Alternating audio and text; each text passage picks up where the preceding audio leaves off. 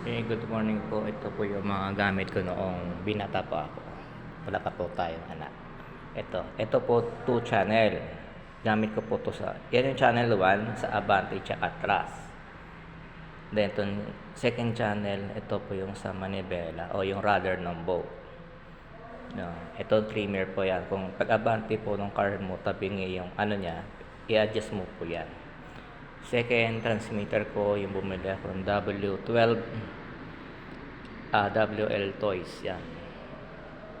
4 channel naman siya.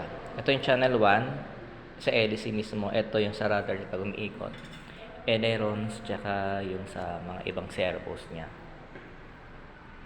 Ito maganda-ganda kasi marami siyang function. May mga ibang transmitter pa ako pero next video na po yon. Okay. Bye bye.